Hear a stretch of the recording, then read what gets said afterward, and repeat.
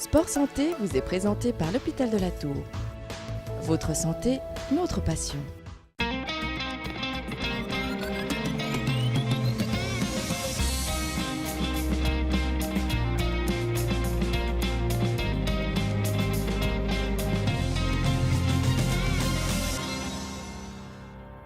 Salut à tous, bienvenue, merci d'être avec nous dans ce Sport Santé, un Sport Santé aujourd'hui consacré aux nouvelles technologies dans le sport et la santé. Explication tout de suite du docteur Boris Gojanovic.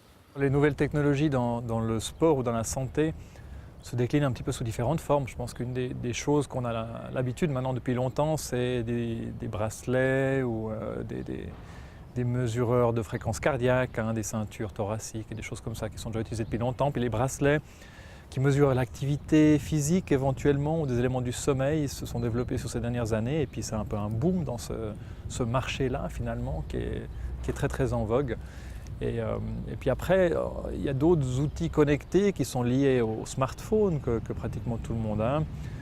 Soit par le biais d'applications qui vont capter des informations venant d'appareils médicaux, soit tout simplement des applications qui utilisent les capacités intrinsèques du téléphone, comme l'accéléromètre ou le positionnement par GPS qui sont à l'intérieur du smartphone, qui permettent ensuite d'analyser ces données et puis d'essayer d'en donner un retour à la personne, quoi. C'est un plus dans ce que vous faites, c'est quelque chose de positif, on va dire ça comme ça. Ouais, c'est intéressant, on peut avoir deux approches par rapport à ça. On peut un petit peu l'ignorer ou disons bon, ça c'est du domaine de ce que les gens vont utiliser un petit peu de leur côté, et puis sur le plan médical, en médecine du sport, on peut ne pas forcément s'y intéresser. Je trouve que c'est presque un peu dommage parce qu'il y a une opportunité de lien à faire avec les outils que les gens utilisent au quotidien. Puis c'est vrai que vu que les outils se développent, on aurait intérêt à comprendre comment ils fonctionnent, puis voir comment est-ce qu'on peut les intégrer dans notre pratique. Moi je suis à la recherche, je pose systématiquement à mes patients la question de quel type d'outils ils utilisent pour mesurer des éléments liés à leur entraînement, à leur performance. Et souvent, on n'est pas étonné de voir qu'ils ont quelque chose. Et surtout chez les amateurs, des fois c'est des appareils, des bracelets qui mesurent la fréquence cardiaque ou le mouvement, etc. Et qui ne sont pas tout à fait sûrs de savoir comment les utiliser.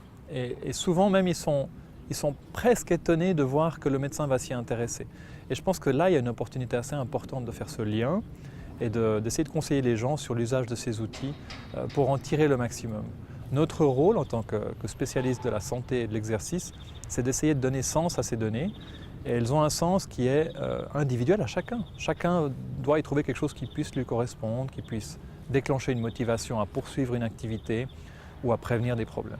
Les risques d'accident ou de blessure, je ne pense pas que ces outils aujourd'hui nous permettent de limiter ça. Par contre, ils nous permettent peut-être d'avoir un suivi de la quantité d'activité qui est faite. Et puis un des problèmes qu'on a surtout chez les sportifs amateurs ou même les sportifs d'élite, c'est qu'ils vont en faire trop à un moment donné. Ils vont en faire trop parce qu'ils commencent à se sentir mieux, la forme devient meilleure, et puis du coup on est motivé, on est enthousiaste et puis on y va. Et là, on s'expose à des risques de blessures, surtout les blessures de surcharge. Et là, peut-être on peut voir un peu sur ces outils comment monitorer en fait cet entraînement ou bien les intensités d'exercice, puis voir des paramètres même de récupération qui peuvent être mesurés. Ça peut nous aider à dire « Ah non, là, il faudra en faire un peu moins » ou bien là, on ose faire un peu plus, etc. Il faut quand même voir que par rapport à ces outils-là, on a une grande variabilité et incertitude des mesures. Donc on a tendance à croire qu'un appareil mesure tout exactement précisément comme il le rend, alors que ce n'est pas encore tout à fait vrai, on a des problèmes de validation. Ça, c'est un des problèmes du futur. Après, dans d'autres choses qui vont être faites, c'est des capteurs un peu plus sophistiqués, comme des trucs qui sont collés sur la peau, qui vont permettre de mesurer des éléments dans la sueur. On peut imaginer, dans le sport, on mesure volontiers le lactate pendant l'effort, sur des tests d'effort, pour voir un peu l'effort accumulé, etc. Et ces capteurs pourraient le mesurer en temps réel, donc on pourrait avoir une idée de certains éléments, certaines molécules du sang ou du corps qui sont dégagés dans la sueur et qu'on pourrait suivre en temps réel. Un des autres domaines de développement, c'est la mesure en temps réel des phénomènes cardiaques. On a mesuré les pulsations cardiaques avec des ceintures depuis 35 ans déjà, donc finalement c'est banal, on a l'impression que tout le monde a ça. Maintenant on commence à avoir des mesures d'électrocardiogramme, c'est-à-dire on ne voit pas seulement combien de battements par minute, mais on voit le signal électrique exact du cœur. Et ça pose quelques problèmes parce que des fois on peut voir des petites arythmies, des petites irrégularités du cœur qui sont probablement banales et qui ne signifient rien. Et puis là on les enregistrerait et ça pourrait alerter face à des problèmes qui ne sont peut-être pas des problèmes. Il y a un petit peu d'inquiétude à l'avenir, qu'est-ce qu'on va faire de ce genre d'informations.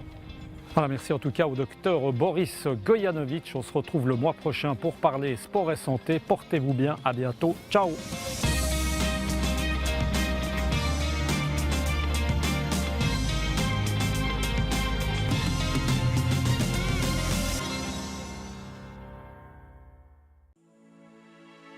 Sport Santé vous a été présenté par l'hôpital de la Tour.